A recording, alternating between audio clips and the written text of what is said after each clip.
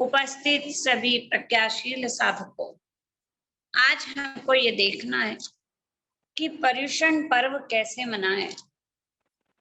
पर्युषण पर्व आज तक हम जिस रूप में मना रहे हैं, क्या हमने कभी गहराई से सोचने का प्रयास किया? क्या हम सही ढंग से पर्युषण पर्व मना रहे हैं? अपने आप से परीक्षा करें। क्या वह व्यापारी सफल हो सकता है जो पिछले साल जहां था आज भी इस साल भी वो वहीं पर खड़ा है? तो क्या हम कह सकते हैं कि वो व्यापारी सफल हो गया? क्या हम कह सकते हैं वो विद्यार्थी सफल है जो पिछले साल जिस कक्षा में था आज भी वो इसी कक्षा में है, साल भर के बाद भी उसकी कोई प्रगति नहीं हुई, उन्नति नहीं हुई? तो क्या हम कह सकते हैं कि उस विद्यार्थी ने सही ढंग से पढ़ाई की? क्या वह विद्यार्थी सफल है? नहीं। क्या वह खिलाड़ी सफल है कि जो पिछले साल उसकी जो जिस क्षेत्र में जो स्थिति थी, यानी कि खेल में जो जितना आगे बढ़ा था, आज भी वो उसी स्थान पर है, वो आगे बढ़ा कह सकते हैं? तो नहीं कहते। डॉक्टर हो चाहे कोई भी हो, नौकरी करने वाला हो, यदि उसका प्रमोशन नहीं हुआ तो वो भी सफल नहीं है। यानी कि आगे बढ़ना सभी क्षेत्र में हम जानते हैं, समझते हैं, तो फिर हम धर्म के क्षेत्र में क्या कर रहे हैं? क्या हम पिछले साल जहां जिस क्षेत्र में थे, जिस स्थान पर खड़े थे, क्या उससे आगे की सीढ़ी हमने इस साल चढ़ी या नहीं चढ़ी? इसको देखने के लिए तो ये पर्युषण पर्व आए हैं। जैसे हिसाब किताब करता है व्यापारी, मार्च एंडिंग में सारा हिसाब किताब साल भर का लेखा जोखा देखता है कि कितनी इनकम हुई, क्या हुआ, सब कुछ वो देखता रहता है। तब फिर वो जब वापस अपने हिसाब किताब को रोजाना मिलाता है, पर साल भर का विशेष रूप से किताब लगाना पड़ता है उसको भी। दशा भी उसी तरह रोज का अपना हिसाब किताब तो लगाना ही है, और उसके साथ ही साल भर का हिसाब किताब भी उसको देखना चाहिए ही। यदि हम नहीं देखते तो कमी है।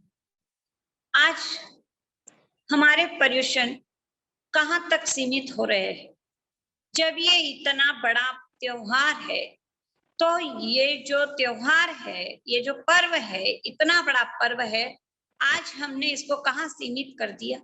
केवल हम व्याख्यान सुनकर के रह गए, केवल हम अंतगढ़ सुनकर के रह गए, केवल हम कल्पसूत्र का वाचन करके रह गए, और केवल प्रतिक्रमण में भी केवल पाठ का पुनरावर्तन करके हमने अपने पर्युषण मना लिए। हमने केवल मात्र जयकारों में धर्म समझ लिया, केवल पाठ रटने में धर्म समझ लिया, और जब ये पर्युषण पर्व आए तो हमने पूरा समय भी लगाया और उसके साथ अपनी शुद्धि का ध्यान नहीं रखा, तो पर्युषण पर्व आकर भी हम सुने के सुने ही रह जाएंगे। ये पर्युषण पर्व आते हैं कि हम अपनी जो भीतर में जो गंदगी आ गई है, जैसे दीपावली पर सारा घर साफ किया जाता है, वैसे प्रतिदिन क्या झाड़ू नहीं लगती है? क्या लगती है?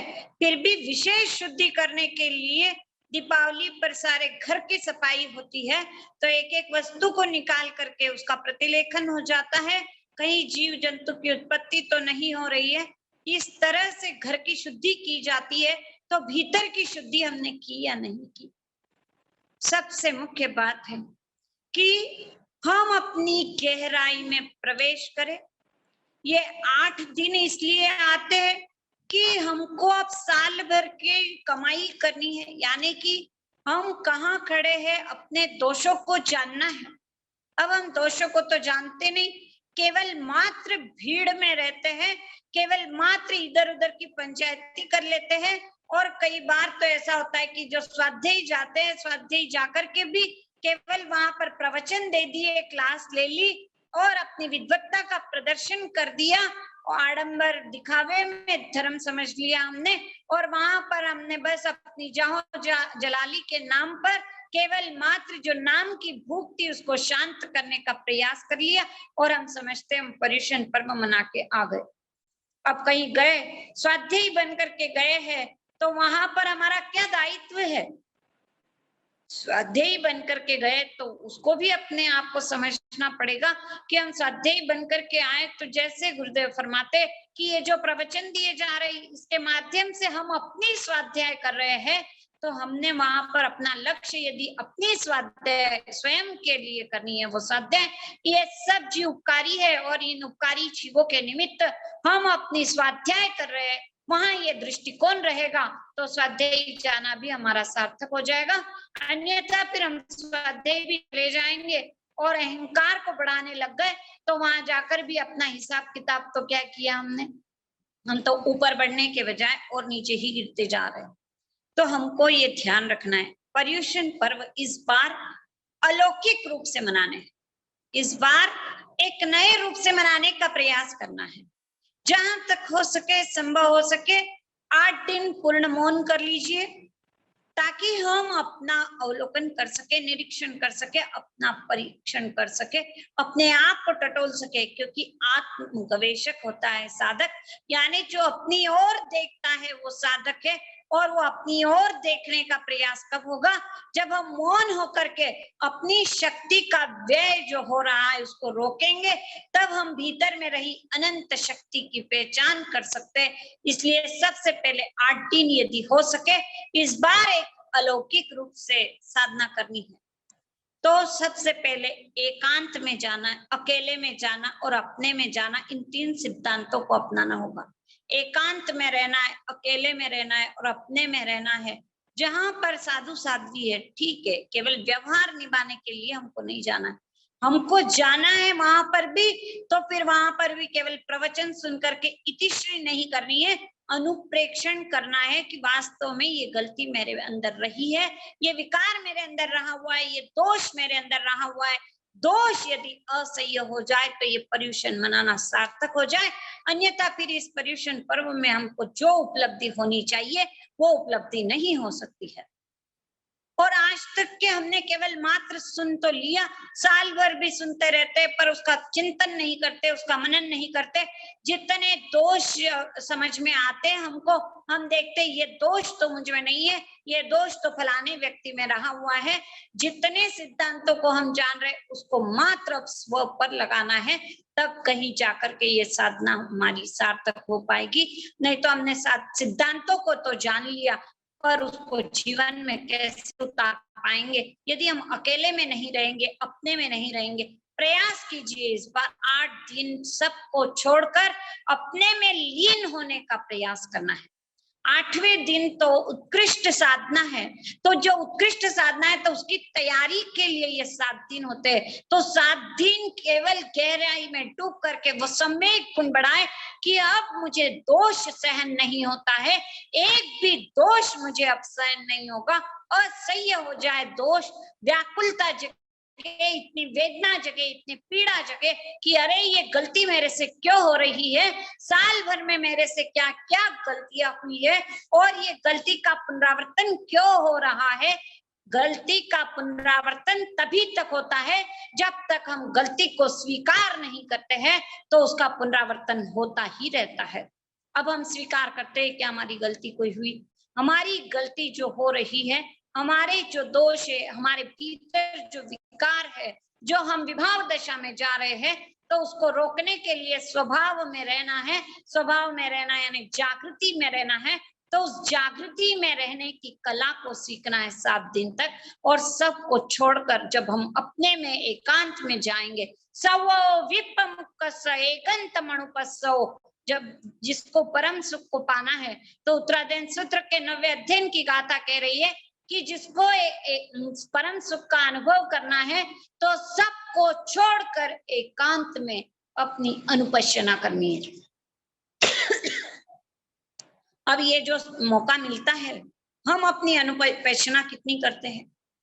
साधना के रास्ते पर चलने का एक भीतर में उत्साह तो जगे, वो जैसे वो खिलाड़ी है और जब मान लो कोई दौड़ लगा रहा है और वो गंतव्य स्थान तक पहुंच रहा है, तो उसका जोश बढ़ता है, उसका उत्साह बढ़ता है, उसकी उमंग बढ़ती है। अरे थोड़ा ही तो बाकी है, अब तेजी से कदम बढ़ाना है, अब तेजी से कदम बढ़ाना है। उसके भीतर में कैसी व्याकुलता जगती है और कैसे उसके भीतर में पीड़ा रहती है, तो हमारे भीतर में भी वो पीड़ा जगे, वो व्याकुलता जगे। अरे मंजिल निकट ही तो है, बस इतनी ही तेजी से कदम हमारे उठने लग जाए, नहीं तो फिर बस ये रीत का रायते वाला पर्यूषण तो हमने हर साल मनाया है, इस साल भी मना लेंगे, कोई बड़ी उपलब्धि होने वाली नहीं। और सबसे पहले तो हम पर्यूषण पर्व में 8 दिन हरि का त्याग करते। हरि का त्याग भी हमारे भीतर में ऐसे भाव आते, अरे ये तो खाना पड़ता है 8 दिन, अरे ठीक है भाती नहीं है रोटी, शक्ति कहाँ टूटी, कहाँ रस परित्याग हुआ। ये साधना तो रस परित्याग की है। जब तक इस जीवा पर नियंत्रण नहीं होगा, हम कैसे भीतर में उतर पाएंगे। तो ये जो नियम बनाए हैं, ये जो सिद्धांत है, तो ये इसीलिए है कि हम हमारी शरीर की आसक्ति तोड़े, क्योंकि दोषों से छुटकारा पाना है तो सबसे पहले शरीर की आसक्ति को तिलांजलि देनी होगी। क्योंकि 18 पापों में जो 17 पाप है, जब मिथ्या दर्शन शल्य खत्म होगा तो 17 पापों की ताकत खत्म होगी। पर 17 पापों की ताकत खत्म करने के लिए मिथ्या दर्शन शल्य यानी देह की आसक्ति को तोड़ना है, और देह की आसक्ति को तोड़ने के लिए ये जो नियम बनाए गए हैं कि इसमें हरि का त्याग करेंगे। तो जब हरि का त्याग होता है तो कितनी बड़ी आसक्ति को हम तोड़ सकते हैं। पर क्या होता है कि 90 दिन, अरे कब घर में हरि आए और कब हरि खाए, अरे नहीं एप्पल चाहिए, नहीं ये चाहिए, हरी सब्जी चाहिए आज तो हम क्या कर रहे हैं, 8 दिन जो त्याग किया उसका काता पीता कपास कर डाला, क्योंकि हमारे भीतर में आसक्ति तो समाप्ति नहीं हुई। ये सारी चीजें आसक्ति को खत्म करने के लिए है, ना कि केवल औपचारिकता है। तो इससे आसक्ति खत्म होनी चाहिए। तो 90 दिन भी हरि की याद ही नहीं आए, ऐसे ऐसे व्यक्तियों को देखा है कि जो गुरु भगवंतों का प्रवास हुआ था 1982 में जलगांव में, तब से लेकर के कितने साल, 27-28 साल, जब तक वो जीवित थे तब तक उन्होंने हरि का सेवन ही नहीं किया। आराम से गाड़ी चलती है और हीमोग्लोबिन भी उनका कभी कम नहीं हुआ हरि के त्याग होने के बावजूद भी। यानी कि हम जो दलीलें लगाते हैं कि अरे हीमोग्लोबिन कैसे बनेगा, ये कैसे होगा, तो ये सब हमारी दलीलें हैं, क्योंकि हमको त्याग नहीं करना है। तो इसके त्याग से कोई हमारा नुकसान नहीं होता है। तो जब ये त्याग होंगे, आसक्ति घटेगी, क्योंकि सबसे पहले तप होता है फिर त्याग होता है। तप का अर्थ है इच्छा निरोह, तो वो जब इच्छाएं समाप्त हो जाती है तो तप होता है, और जब इच्छा ही समाप्त हो गई तो हम त्याग की ओर अग्रसर हो सकते हैं। और वो त्याग है फिर हरि का त्याग कर दिया हमने, तो सबसे पहले इच्छाओं का निरोध किया, तो अब वापिस इच्छाएं क्यों जग रही है। फिर मिले तो ठीक, नहीं मिले तो ठीक, हमको हर अवस्था में सहज रहना आ जाए। तो पर्यूषण पर्व में खाने पीने का नियंत्रण इसलिए आवश्यक है क्योंकि साधक को अपने भीतर में प्रवेश करना है, और जब अपने भीतर में प्रवेश करना है तो फिर उसको आसक्ति को तिलांजलि देनी पड़ेगी। क्योंकि जब तक रस को नहीं जीता तब तक फिर किसी इंद्रिय को हम नहीं जीत सकते। जिते रसे जितम सर्वम, जिसने रसनेन्द्रिय को जीत लिया उसने सब कुछ जीत लिया, एक कहावत है। तो फिर हमको इसका त्याग करना, इसीलिए बाह्य तप की बात आती है। बाह्य तप की विशेष महत्ता इसीलिए कि आसक्ति को छोड़ने का प्रयास करें, अनशन करें, उनोद्री करें, यानी कि हम जितने तप कर सकते हैं उस दौरान हम उन तपों को स्वीकार करें, और इसके लिए स्वीकार करें कि हमको अब शुद्धि करनी है, अपने दोषों की शुद्धि करनी है।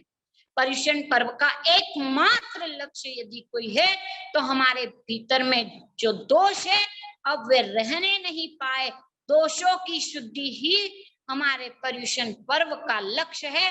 और यदि उस लक्ष्य को हम हासिल नहीं कर रहे तो आज तक हमने कितने ही पर्यूषण मना लिए, होगा क्या, होगा क्या। एक पर्यूषण गया, दूसरा आ गया, तीसरा आ गया, 50 आ जाएंगे पूरी जिंदगी में, 60-70 पर्यूषण आ जाएंगे, पर उससे लाभ क्या मिला हमको। लाभ चाहिए, लाभ चाहिए तो हमको अब सजग होना होगा कि हमारी कहाँ गलती हो रही है, उसको जानना होगा। अब दूसरी बात, हम पर्यूषण पर्व में अंतगढ़ पढ़ते।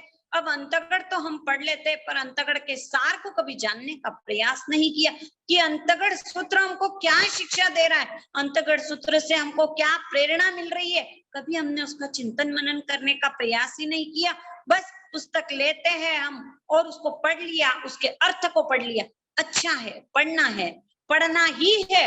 8 दिन सबको अंतगढ़ तो पढ़ना ही है, पर इसके साथ इस बात का ध्यान रखना है इस साल कि उसका चिंतन करेंगे, मनन करेंगे कि देखो वो कितने हलुकर्मी जीव थे, और वो देखो 8वें वर्ग में रानियों ने कैसे कैसे तप कर लिए, कितनी सुकुमार थी पहले, और फिर कितने लंबी लंबी तपस्या करके अपनी कर्मों की निर्जरा करने में वे तल्लीन रही। और उसके साथ में किन कैसे कैसे साधकों का वर्णन है उसमें।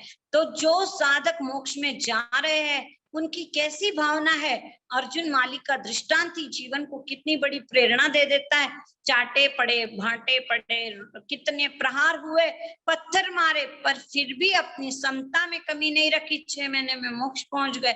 हमारी समता कहाँ टूट जाती है। यदि हमने इनसे प्रेरणा नहीं ली तो फिर क्या होगा, पढ़ करके फिर हमारा हमको लाभ क्या मिला। तो इसलिए इस बार पढ़ना है, और मूल रूप से कि उससे हमको क्या शिक्षा प्राप्त हो रही है। बस सुकमाल का वर्णन हमने पढ़ लिया, पढ़ा, सब जानते हैं कि सिर पर अंगारे रखे, पर कभी गहराई में जाने का प्रयास किया क्या कि सौमिल ब्राह्मण यदि उससे द्वेष होता तो अपनी कन्या को उससे यानी कि उसकी सगाई करता क्या। उसकी सगाई नहीं की जाती थी। यदि उससे राग नहीं होता, यदि सुकमाल अच्छा नहीं लगता तो कभी उसकी सगाई नहीं की जाती थी। पर अच्छा लगा इसीलिए तो हुई। तो जहां राग होता है वही तो द्वेष पनपता है। राग था इसीलिए उनसे द्वेष हुआ कि ये कहाँ मुंडित हो गया। तो साहित्य दिन ने जो भगवान कह रहे कि उसने तो सहायता प्रदान की है, केवल ये लक्ष्मी को प्राप्त करने में सौमिल ब्राह्मण ने गसुकमाल को सहायता प्रदान की है। कैसे भाव आ रहे वहां पे कि अरे ये तो सहायता प्रदान कर रहा है, और कोई हमारे साथ गलत व्यवहार करता है तो क्या हमको लगता है इसने मुझे सहायता प्रदान की है। एक एक शब्द का इस बार गहराई से उसको जानना है, समझना है, उसके अर्थ को जानकर उसका अनुप्रेक्षण करना है और उसे जीवन में उतारना है। ऐसी ऐसी घटनाएं जो घटी है तो वे साधक इतनी समता में रह सकते हैं, तो हमारी समता क्यों खंडित हो जाती है। पल पल में, हर बात में, हर शब्द में हम झुलस पड़ते हैं। तो ये सब इन महापुरुषों के जीवन को अगर जीवन में उतारेंगे तो ये पढ़ना और ये पर्यूषण का आना हमारे लिए लाभप्रद हो सकता है। साधना रास्ते निज आत्मा के वास्ते, चल रे राही चल, चल रे राही चल, मुक्ति की मंजिल मिले और शांति के सरसिज खिले, चल रे राही चल, चल रे राही चल। ज्ञान ही अज्ञान था जो भटकते रहे हर जन्म, काम क्रोध माया में पड़ करते रहे हर कर्म, राह हो कल्याण की निज आत्मा के भान की, चल रे राही चल, चल रे राही चल। साधना के रास्ते निज आत्मा के वास्ते, चल रे राही चल, मुक्ति की मंजिल मिले और शांति के सरसिज खिले, चल रे राही चल, चल रे राही चल। हमको तो साधना में आगे बढ़ना है।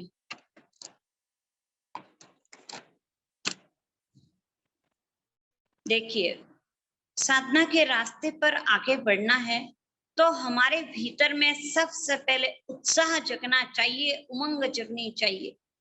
केवल मात्र सब कर रहे हैं इसलिए मुझे करना है, सब भीड़ मां जा रही है इसलिए मुझे जाना है, सब प्रवचन में जाते हैं इसलिए मुझे जाना है, या केवल मुझे मेरी आत्मा का लाभ हो इसलिए जाना है। सब कर रहे इसलिए नहीं करना है, हमको तो अपनी आत्मा का लाभ जिसमें वो करना है। हो सके जहां तक इस साल 8 दिन मौन करेंगे तो हम उस गहराई तक पहुंच पाएंगे कि हमारे भीतर में जो कषाय है, जो विकार है, पिछले साल जितना क्रोध आ रहा था तो अब पूरे साल भर का अवलोकन करना है, मैंने क्या क्या गलती की है, इस साल भर में मैंने किसको वाणी से शब्द बोल करके दुखाया, क्योंकि 18वां पाप मिथ्या दर्शन शल्य, सही दृष्टि को अपनाना होगा सबसे पहले कि मैं शरीर नहीं हूं, मैं केवल आत्मा हूं। जब सबसे पहले भाव जगेंगे तो फिर अपनी क्या होता है कि हम दोषों को तब तक स्वीकार नहीं कर सकते जब तक हमारी दृष्टि देह पर होती है, क्योंकि सुख का प्रलोभन दोष को स्वीकार नहीं करने देता है। जब तक सुख का प्रलोभन रहेगा हमारे भीतर में दोष रहेंगे ही, हम दोषों को स्वीकार ही नहीं कर सकते, क्योंकि मैं शरीर हूं। जब तक ये भाव है तब तक दोषों से ऊपर उठने की बात ही नहीं हो सकती। इसलिए सम्यक दर्शन की भूमिका में ही जीव का उत्थान प्रारंभ होता है। और सबसे अधिक जोर किसमें लगता है, तो जब सम्यक दर्शन से श्रावकपना प्राप्त होता है ना, तो उसमें कम जोर लगता है। श्रावक से साधु बनने में उससे थोड़ा अधिक जोर, पर साधु से वितराग बनने में थोड़ा अधिक जोर, पर मिथ्या दर्शन से सम्यक को प्राप्त करने में जीव को सबसे अधिक मेहनत करनी पड़ती है। ऐसा कषाय पौड़ आदि ग्रंथों से उद्धृत होता है।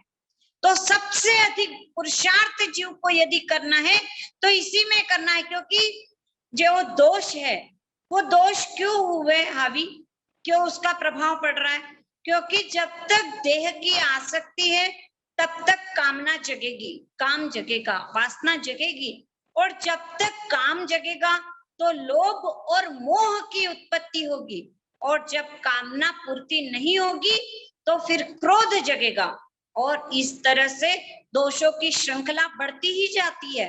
तो हमको सबसे पहले ये प्रयास करना है कि विवेक का जागरण करके देह की आसक्ति को तोड़ना है, और देह की आसक्ति टूटेगी तो फिर कोई कामना शेष नहीं रहेगी, और जब कामनाएं समाप्त हो जाएगी तो फिर लोभ नहीं जगेगा, मोह नहीं जगेगा।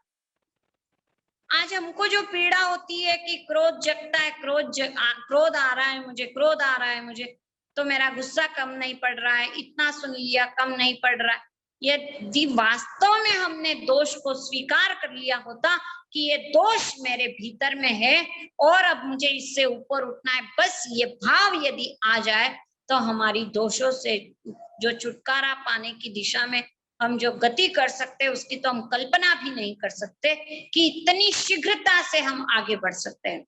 पर सबसे पहले दोष को स्वीकार तो करें, हम कमी को स्वीकार करना है, अपनी गलती को स्वीकार करना है, अपनी त्रुटियों को स्वीकार करना है।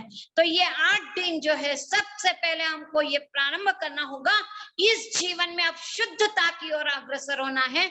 विशुद्धि विसोई करणेनम, हम केवल बोलते हैं विशुद्धि के लिए कायत सर्ग करना है, पर अब वास्तव में ये प्रयास करना है कि एक भी दोष हमारे भीतर में रहने नहीं पाए। तो सहजता पूर्वक, सरलता पूर्वक दोषों को स्वीकार करना है। पर आज 5वें आर्य में हमारी बुद्धि ऐसी हो गई है, जड़ और वक्र बुद्धि होने के कारण हम अपने दोषों को भी नहीं पहचान पा रहे कि कब दोष हो जाते, कब गलती हो जाती है। पर अब सरलता पूर्वक आत्मनिरीक्षण करना है, और ये 8 दिन उसी के लिए है। 8 दिन किसके लिए? उसी के लिए कि हमको अब भीतर में प्रवेश करना है, स्वभाव में प्रवेश करना है। तुम दोषी क्यों हो ये प्रश्न उठ सकता है, पर तुम निर्दोष क्यों हो ये प्रश्न कभी किसी के भीतर उठा? ये नहीं उठता है। क्यों? क्योंकि ये स्वभाव है। तुम निर्दोष क्यों हो ऐसा कोई नहीं बोलेगा, तुम दोषी क्यों हो ऐसा हो सकता है, क्योंकि ये विभाव दशा है। तो अब ये जो शुद्धि का रास्ता है, 8 दिन ऐसा प्रयास करना है कि अब हमको अभ्यंतर तप की आराधना करनी है। और अभ्यंतर तप की आराधना के लिए प्रतिसलीनता तप को तो हमने स्वीकार किया, और अब प्रायश्चित सबसे पहले अपनी आलोचना, अपने आप को देखना। 7 दिन डायरी लिख डाले हम अपने जीवन की कि मैंने क्या क्या त्रुटियां की है और मेरे जीवन में क्या क्या कमियां है, कितना गुस्सा आता है, कब कब आया, किस पर आया, जितना ध्यान आ रहा है सबको लिख दीजिए। यदि जीवन में परिवर्तन करना है तो इस बार एक नया पुरुषार्थ कीजिए, एक नई दिशा मिलेगी आपको इस पुरुषार्थ से, तो जीवन बदल जाएगा, जीवन में रूपांतरण होगा। यदि जीवन में रूपांतरण नहीं हो रहा है, जीवन में परिवर्तन नहीं आएगा, तो फिर पर्युषण पर्व मनाने का लाभ क्या मिला। और जब 7 दिन तक हम ऐसा अभ्यास करेंगे कि अपने ही दोषों को देखते रहे, केवल अपने दोष, दूसरे के दोष देखना ही नहीं है, बस इस बार खुद की आलोचना, खुद की गंदगी को निकालना है। सफाई के दिन है, तो बस ये नाली जब साफ होती है ना, तो क्या होता है, पहले इसमें से बदबू आती है, कितनी तेज बदबू आती है जब कोई सफाई होती है। तो बस ऐसे ही सफाई करते जाए पर हीन भावना नहीं लाए, तो ये सफाई जब होगी तब फिर जो शुद्धि का अनुभव होगा, जो मैत्री का विकास होगा, जो प्रमोद भावना का विकास होगा, उसकी हम कल्पना नहीं कर सकते। ये जो मैत्री का विकास होगा उसके पश्चात में, तब फिर हम उस स्थिति तक पहुंच सकते हैं।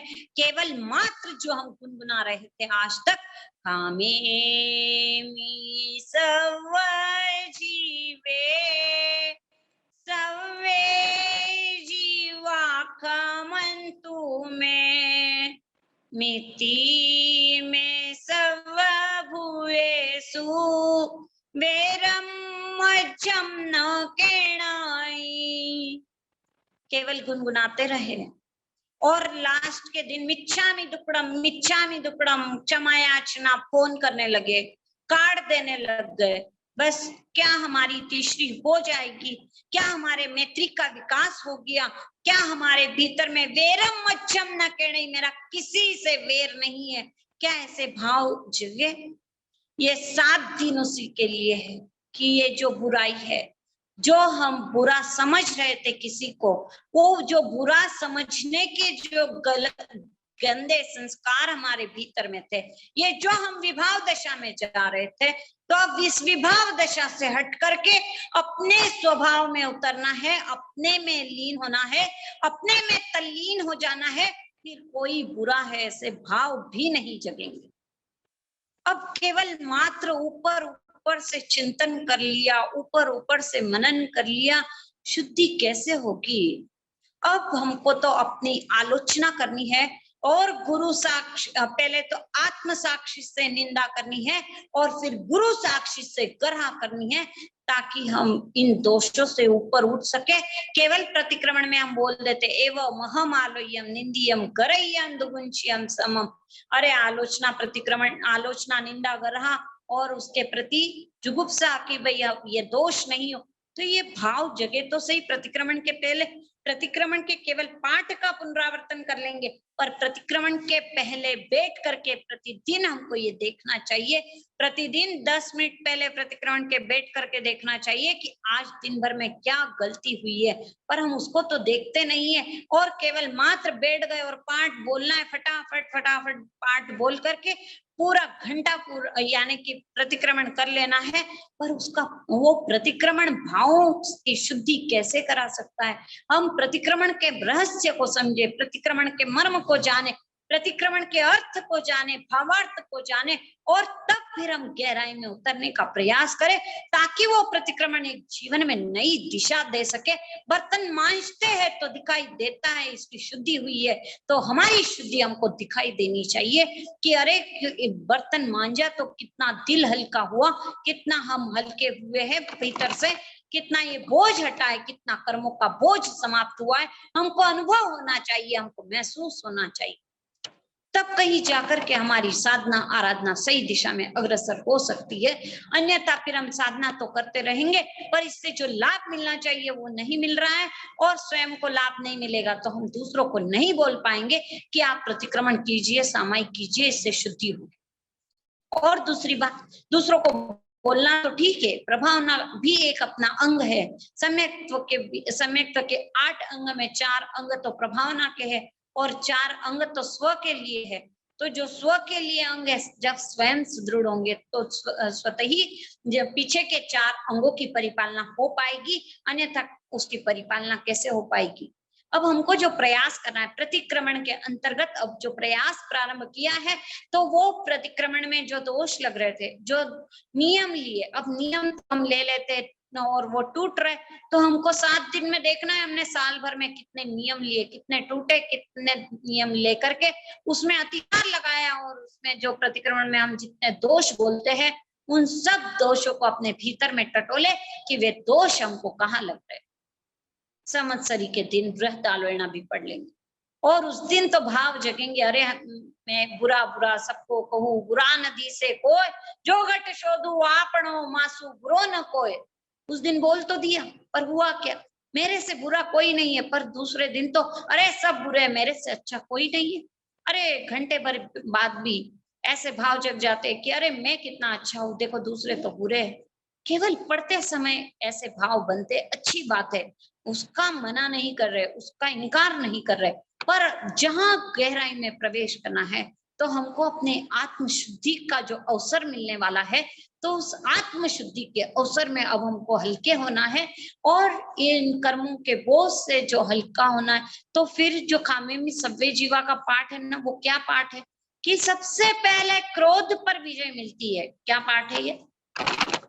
सबसे पहले क्रोध पर विजय मिलती है, तब ऐसे भाव जगते हैं कि मैं सब जीवों को क्षमा करता हूँ। क्या भाव जगते हैं? जब क्रोध पर विजय मिलेगी तो हम सबको क्षमा कर सकते हैं, क्योंकि क्रोध का अपोजिट क्या है? क्षमा। तो फिर हम सबको क्षमा कर देंगे तो क्रोध पर विजय मिलेगी ना। तो सबसे पहले हमको क्षमा करना है। तो क्षमा करने का अर्थ क्या है कि आज तक किसी ने मेरे साथ गलत किया था, तो अब उसकी गलती मुझे याद ही न रहे। अब दूसरी दिन हम क्या बोलते हैं, अरे क्षमा याचना कर ली, पिछला हिसाब तो बंद, अब नया खाता शुरू कर देंगे।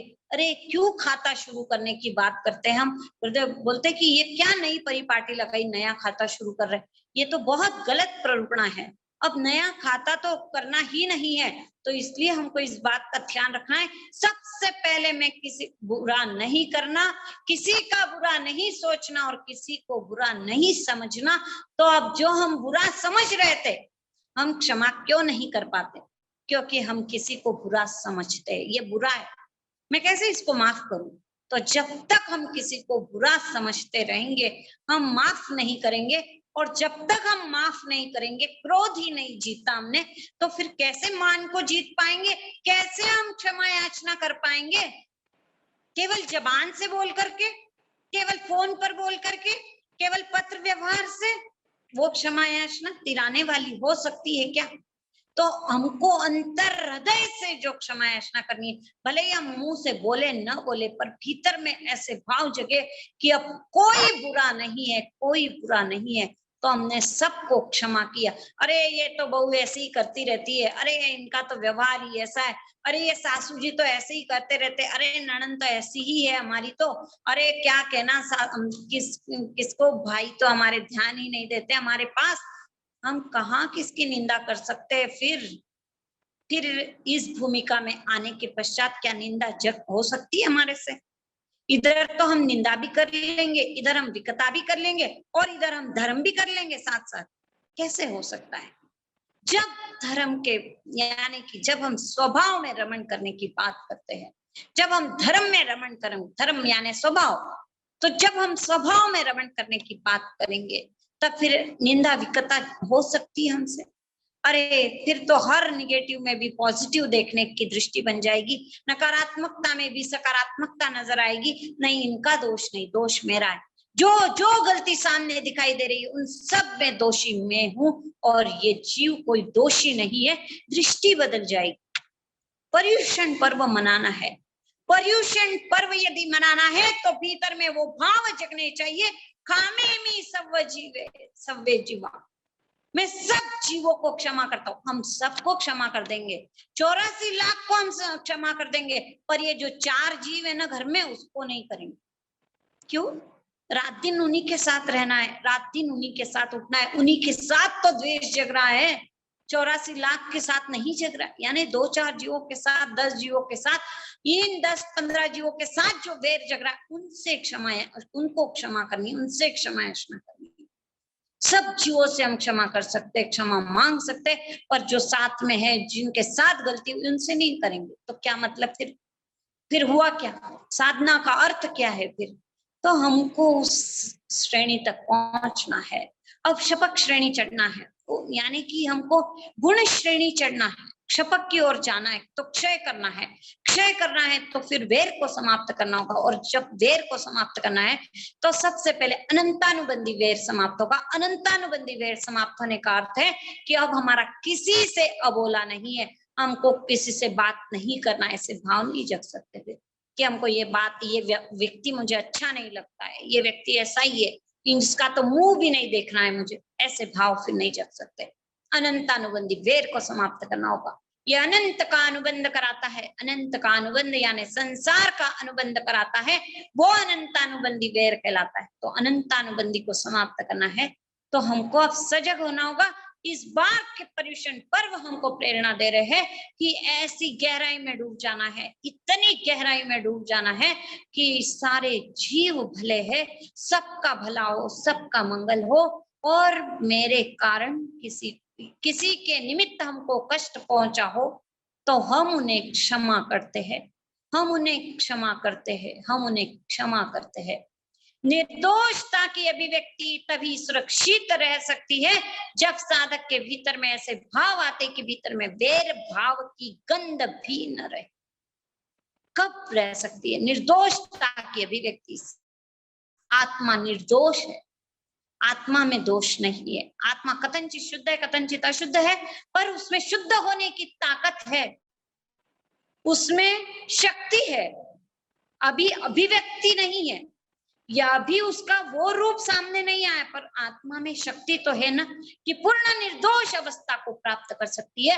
तो उस आत्मा की निर्दोषता की अभिव्यक्ति तभी हो सकती है जब भीतर में वेर भाव की गंध भी न रहे, गंध भी न रहे। साधक कैसे आगे बढ़ता है, तब उसकी क्या स्थिति होती है? उत्तराध्ययन सूत्र के 6ठे अध्याय में बताया, भय वेराओ रहे। साधक वो है जो निर्भय और निर्वैर हो जाता है। मुझे किसी से भय नहीं है और किसी से मुझे वैर नहीं है। आज हमारी क्या स्थिति? कोर्ट केस चल रहे, किसी के क्या चल रहे, तो भयभीत होते हैं वो लोग, कितने भयभीत होते हैं। अरे कहीं पुलिस ना आ जाए, अरे मुझे कोई अरेस्ट ना कर ले। साधक है, साधक की श्रेणी में तो निर्भयता आ जाती है, निर्वैरता आ जाती है, क्योंकि वो गलत कार्य कर नहीं सकता। जब गलत नहीं करता है तो भय लग नहीं सकता। तो वो स्थिति तक हमको पहुंचना है, पहुंचना है। तो उसके लिए नित्य नवरस की अति व्याकुलता, उल्लास उमंग भरपूर है, पुरुषार्थ सम्यक सतत, उससे मुक्ति कितनी दूर है, कितनी दूर है फिर उससे मुक्ति। तो वो भाव भीतर में जगे, खामेमि सव्वे जी। आज तक मेरे किसी ने मेरे साथ गलत किया हो तो मैं उसको क्षमा करता हूँ। अब उसकी याद भी ना आए कि उसने मेरे साथ गलत किया, अरे मेरे कर्म थे इसलिए उसने ऐसा व्यवहार किया, उस व्यक्ति का दोष नहीं है, उसका तो उपकार रहा कि उसने मेरे कर्मों को हल्का करने में मुझे सहायता दी। क्षमा करना है पहले, सबसे पहले दिल को बड़ा करना होता है, इतना उदार होना होता है, तब कहीं जाकर के हम किसी को क्षमा कर सकते हैं। और जब हम किसी को क्षमा कर सकते हैं तो फिर हम क्षमा याचना के अधिकारी हो सकते हैं। अगर हम किसी को क्षमा नहीं कर सकते तो हम कैसे दूसरों से अपेक्षा करें कि वो मुझे क्षमा कर दे? यदि हम स्वयं पहले उदार नहीं हो सकते, हम किसी की गलती को माफ नहीं कर सकते, तो क्या हम दूसरों से अपेक्षा रख सकते हैं कि वो हमें माफ कर दे? कैसे हम अपेक्षा रख सकते हैं? तो हमको सबसे पहले क्रोध विजय, फिर मान पर विजय मिलानी है, क्योंकि झुकना पड़ता है क्षमा याचना के लिए। मुझे क्षमा कर दीजिए तो झुकना पड़ेगा, तो तब क्षमा याचना कर पाएंगे। इसलिए कहा कि सबसे पहले क्रोध पर विजय मिलती है और फिर मान पर विजय मिलती है। तब फिर जीव के भीतर कैसे भाव आते हैं, मिट्टी में सर्वभूतेषु, सारे जीव मेरे मित्र है। सारे जीवों पर मैत्री टपकने लगती है और किसी से फिर बैर शेष नहीं रहता है। तो हमको उस स्थिति को पाना है, उस स्थिति तक पहुंचना है कि जहां किसी से द्वेष नहीं रहे, किसी का दोष नहीं और किसी से द्वेष नहीं। ये सिद्धांत अब जीवन में उतर जाए, किसी का दोष नहीं और किसी से द्वेष नहीं। तो उसके लिए ये तैयारी करने के 7 दिन है और संवत्सरी का अंतिम दिवस है कि जिसमें हम सबसे क्षमा याचना करें। पहले 7 दिन आत्मा का अवलोकन करें, कहाँ कहाँ अपना अपना अवलोकन करे, कहाँ त्रुटियां हुई, क्या हुआ, और 8वें दिन सबको क्षमा करते चले जा। जिन जिन के साथ वैर जगा, जिन जिन के साथ हमारे क्लेश हुआ, कलह हुआ, द्वंद्व हुआ, संघर्ष हुआ, या किसी के साथ कोर्ट कचहरी चल रही, सब कुछ भूल जाए, उसको माफ कर दे। और कोई कोर्ट कचहरी जैन श्रावक तो चढ़ ही नहीं सकता। ऐसी स्थिति तक हमको पहुंचना है। किसी किसी का चल रहा उनके लिए, और किसी किसी के लिए क्या होता है, कभी उनकी नजर लग गई होगी, अरे वो मिल गए ना इसलिए मैं बीमार पड़ गई। ये ऐसी दृष्टि भी हमको बदलनी होगी। तो हम रोग में भी जो दूसरों को दोषी ठहरा रहे, जहां जहां हमारा बुरा हो रहा है दूसरों को दोषी ठहरा, इन सब से हमको ऊपर उठना होता है। तब कहीं जाकर के ऐसी शुद्ध आराधना, ये आराधना करने का मौका मिला है, ये इतनी सुंदर आराधना करने का मौका हमको मिला है, ऐसा जैन दर्शन मिला है। तो हम उसमें जो पर्व आया है तो उस पर्व को पर्व रूप में मनाएं। हम क्या करेंगे, संवत्सरी के दिन नए वस्त्र पहनना है। क्यों भाई नए वस्त्र पहनना है? नए वस्त्र इस दूसरे को दिखाने के लिए पहनना है। और जो जो धर्म नहीं करते वो भी संवत्सरी के दिन स्थानक चले जाते, साल भर भले ही धर्म नहीं करे, पर जैनत्व का एक लाइसेंस है, तो बस संवत्सरी के दिन गए तो जैन हो गए। तो केवल मात्र लाइसेंस की पुष्टि करने नहीं, अब जीवन में उसको उतारना है। तो हमको सबको ये ध्यान रखना पड़ेगा कि हम जो आडंबर है, प्रदर्शन है, दिखावा है, हम इन सब से हटकर ये आत्मा की साधना, ये 8 दिन क्या है, आत्मा की साधना के दिन है, साधना के रास्ते पर चलना है। तो बस हमको इस साधना की गहराई में उतरने का ये एक अपूर्व अवसर आया है, और उस अपूर्व अवसर का लाभ हम सबको उठाना है। और जितना हम त्याग कर सकते हैं, जितने हम मर्यादा में रह सकते हैं, उतने हम मर्यादा में रहे, उतने हम त्याग प्रत्याख्यान करें, क्योंकि त्याग प्रत्याख्यान के बिना साधना में सफलता हासिल नहीं हो सकती। त्याग, व्रत, नियम, पचकांड, ये जो सीमाएं है, ये एक बाउंड्री वॉल की तरह है। और जब हम बाउंड्री वॉल में आ जाते हैं तो हमारी सुरक्षा हो जाती है, और जब सुरक्षा होती है तो हम अपने भीतर में प्रवेश कर सकते हैं। क्योंकि जैसे मान लो एक पौधा लगाया है और उस पौधे को यदि बाढ़ नहीं लगाई है तो कोई भी गाय पे जाकर के उसको चर लेंगे, तो फिर वो पौधा अंकुरित तो होगा, पर जो उसका पेड़ बनना चाहिए, जो पल्लवित सिंचित करके उसको जो पेड़ बनेगा, उसके जो फल मिलने चाहिए वो नहीं मिल सकते। तो इसीलिए उसको बाढ़ लगाना जरूरी है। बस उसी प्रकार जो आत्मा की साधना करनी है तो उसके लिए भी बाढ़ लगाना जरूरी है। और ये बाढ़ है त्याग, व्रत, नियम, पचकांड की। तो इसलिए जितने त्याग में रहेंगे हम, उतने हमारा साधना का जो पौधा है वो पल्लवित होगा, पुष्पित होगा, पेड़ रूप में बनेगा और फल प्रदान करने वाला हो सकता है। तो इसके लिए त्याग, व्रत, नियम जितने हो सकते हैं 8 दिन में, अधिक से अधिक की बात की जाती है कि हमको बाहर गांव नहीं जाना, वाहन नहीं लगाना, हरि का त्याग करना है, मोबाइल का त्याग करना है। सबसे पहले तो अब मोबाइल के त्याग की आवश्यकता हो गई, नहीं तो फिर हमारा समय चला जाएगा इसी में। तो हमको ये त्याग व्रत करना आवश्यक है। और जितने त्याग व्रत में रहेंगे, एकांत में रहे, अकेले में रहे और अपने में रहे, इस सिद्धांत को हम तभी समझ सकते हैं कि जब हम त्याग व्रत में आ जाएंगे कि अब बाहर गांव नहीं जाना है, तो सीमा हो गई, मर्यादा हो गई, तो हम अकेले अपने यानी एकांत में रह सकते हैं। नहीं तो फिर भटकते रहेंगे, फिर हमारा उत्थान नहीं हो सकता। अब भटकाव को छोड़ना है,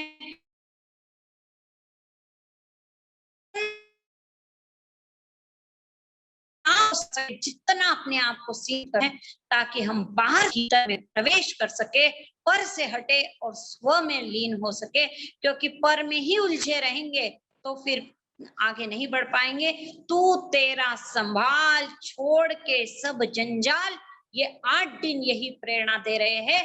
तू तेरा संभाल छोड़ के सब जंजाल, ये 8 दिन इसीलिए उपस्थित होते हैं कि अरे साधक साल भर दूसरों को देखता रहा, और अब स्वयं को देख, स्वयं को जान, स्वयं को पहचान, स्वयं के भीतर क्या चल रहा है उसको देख समझ।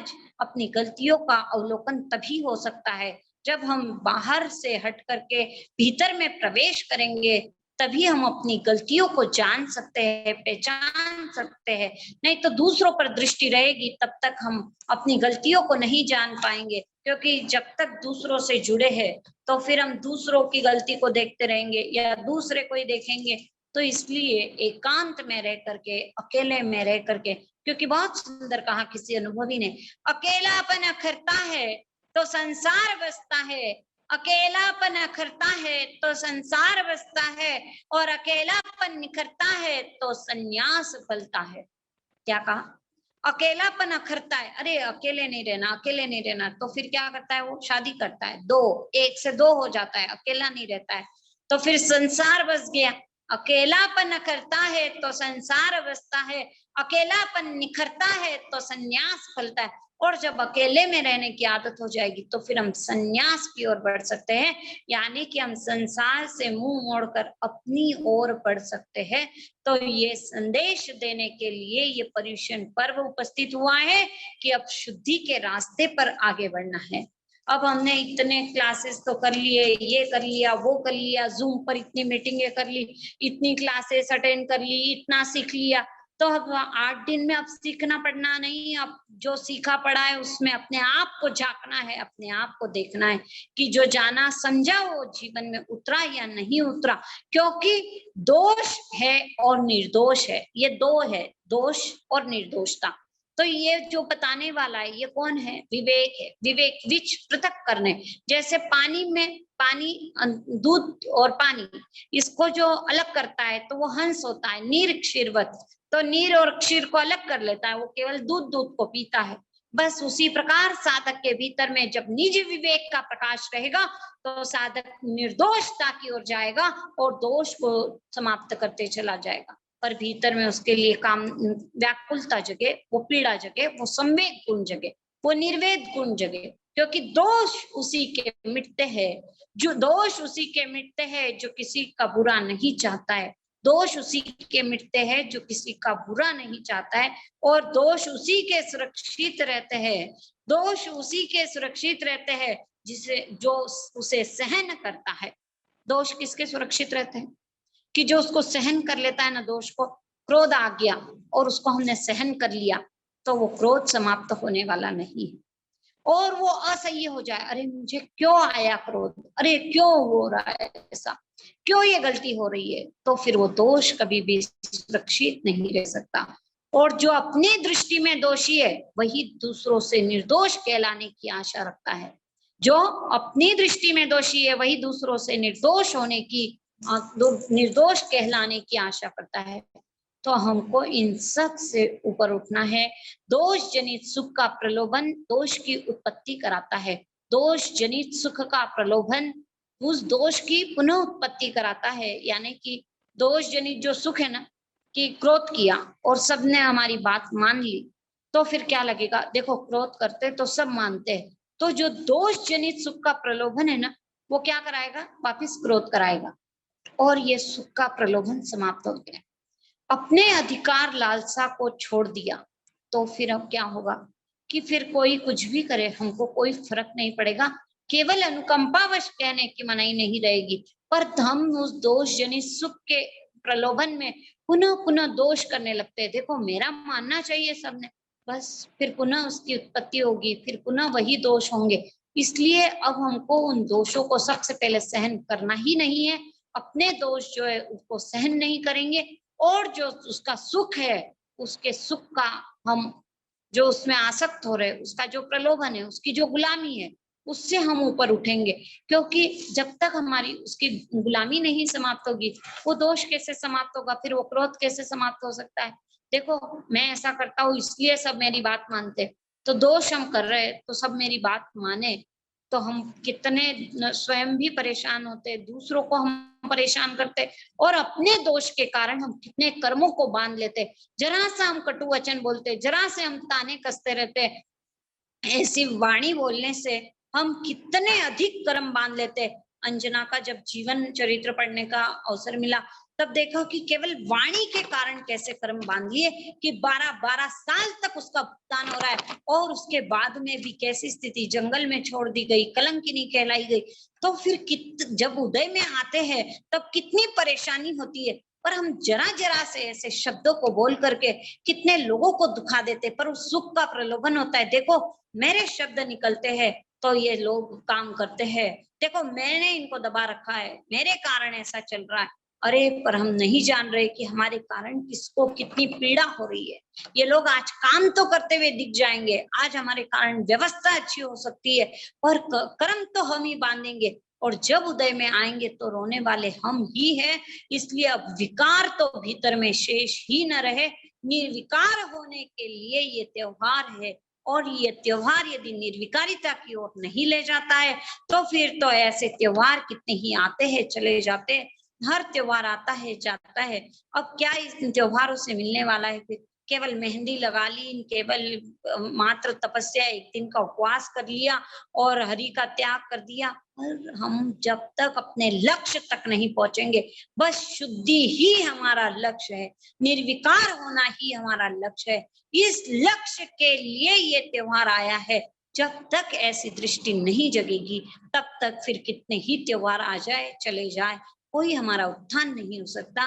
पर गुरु भगवंतों की अनंत कृपा बरस रही है, और जहां हम रह रहे हैं, जिनका भी हमको सानिध्य मिलने वाला है, तो हम उनके सानिध्य में रह करके अपने आप को कैसे शुद्ध कर सकते हैं, कैसे इन कर्मों के बोझ से अपने आप को मुक्त कर सकते हैं, कैसे अधिक से अधिक पुण्य समन निर्जरा की ओर बढ़ सकते हैं, हमको इस बात पर सोचना होगा, चिंतन करना होगा। नहीं तो समाज में आज हम कितने गलत गलत शब्दों का उपयोग कर लेते हैं, किसी की देखा देखी हो सकती है, पर हम क्या करते हैं कि केवल अब हमको तो क्षमा याचना करनी थी, अब हम उस समय शब्द यूज करने लग गए मिच्छामि दुक्कडम। अब दूसरों से क्षमा याचना की बात आती है और उस समय हम कह रहे हैं मिच्छामि दुक्कडम, मिथ्या में दुष्कृतम, मेरा दुष्कृत मिथ्या हो, तो उससे उसको क्या लाभ मिला, हमने उससे क्या चाहा? अरे पाप तो मेरे कम हो, बात समझ में आती है, पर पापों का मिच्छामि दुक्कडम होता है और दूसरे जीवों से क्षमा याचना होती है। पर अन्य परंपराओं का प्रभाव पड़ा हमारे ऊपर और उनके साथ में हमने भी अपने शब्दों को बदलने का कार्य कर दिया, मिच्छामि दुक्कडम करने लग गए लास्ट में। पर केवल अब खमौसा खमौसा भी जबान से नहीं, अब अंतःकरण से इस बार खमौसा करना है, क्षमा याचना करना है, अंतर दिल से करना है, अंतर हृदय से करना है, क्योंकि शुद्धि उसके बिना हो नहीं सकती। क्योंकि जिसको भी आराधक बनना है उसके लिए 3 बातें महत्वपूर्ण है, जो हमने पिछले सत्र में देखी थी। सबसे पहले है कि तमेव सत्यम निसंकम जम जीर्णे हिम पवेयम, जो भगवान ने कहा है वही सत्य है, तथ्य है, यथार्थ है। दूसरा है कि आलोचना करना, यानी पहला आस्था, दूसरा आलोचना, और तीसरी है क्षमा याचना, वो जीव आराधक बन जाता है। तो संवत्सरी का ये पर्व हमको आराधक बनाने के लिए आता है। तो आराधक हम कैसे बन सकते हैं? तो सबसे पहले हमारी आस्था मजबूत रहेगी और हम 7 दिन तक अपनी आलोचना कर लेंगे, पूरी आलोचना, इस जीवन की पूरी आलोचना। यदि अभी तक नहीं की है तो पूरी आलोचना एक डायरी में अपने लिख लीजिए, सब जो जो दोष लगे हैं, और फिर गुरु भगवंतों की साक्षी में जाकर के उसकी गणना करे, उन दोषों को बताकर उसका प्रायश्चित ले, उसकी शुद्धि करे। और उसके साथ में तीसरा है क्षमा याचना। तो अंतिम दिवस क्षमा याचना के रूप में मनाएंगे तो हम आराधक बन पाएंगे। आराधक बनना है, कितनी सुंदर प्रेरणा दे रहा है, आस्था, आलोचना और क्षमा याचना। ये पर्युषण पर्व इसीलिए उपस्थित हुआ है, तो होने वाला है, तो इसका हमको पूरा पूरा लाभ उठाना है। पूरा पूरा लाभ उठाने के लिए हमको मौन, हरि का त्याग आदि जो भी नियम व्रत है उसमें डूबकर एकांत में अपना अवलोकन, और संवत्सरी के दिन पूरे साल भर का प्रतिक्रमण से पहले अवलोकन करेंगे। प्रतिक्रमण से पहले 1 घंटे एकांत में बैठ जाए और पुनः एक बार अपने साल भर के दोषों को देखें, ताकि हम संवत्सरी के प्रतिक्रमण के दिन उसके लिए मिच्छामि दुक्कडम दे सके और मिच्छामि दुक्कडम देकर अंतर हृदय को हम स्वच्छ कर सके, शुद्ध कर सके और कर्मों के बोझ से हम हल्के हो सके। ऐसा प्रतिक्रमण हमारा प्रतिदिन हो सके, इसके लिए हमको शुद्धि की ओर बढ़ने का जो संकल्प है हमारा, वो इतना मजबूत बना ले उस संकल्प को कि अब उसके बिना तो हम रह नहीं सकते। जैसे पानी पिए बिना हमारा दिन नहीं निकलता, भोजन किए बिना हमारी गाड़ी नहीं चल सकती, नींद के बिना नहीं रह सकते, तो शुद्धि के बिना हम कैसे रह सकते हैं? जो हमारी आत्मा का स्वभाव है उसमें नहीं लीन हो रहे, उसके बिना हम कैसे रह सकते हैं? तो उसके लिए प्रयास स्वयं को करना है। इस साधना के रास्ते पर साधक को चलना है। साधना के रास्ते निज आत्मा के वास्ते चल रे राही चल, चल रे राही चल, मुक्ति की मंजिल मिले और शांति के सरसिज खिले। चल रे राही चल, चल रे राही चल। कौन निर्मल जियो जगत में, जल में कमल सी जिंदगी, सत्य शिव सौंदर्य की करते रहे हम बंदगी। शेष सब निशेष हो, हृदय का अभिषेक हो।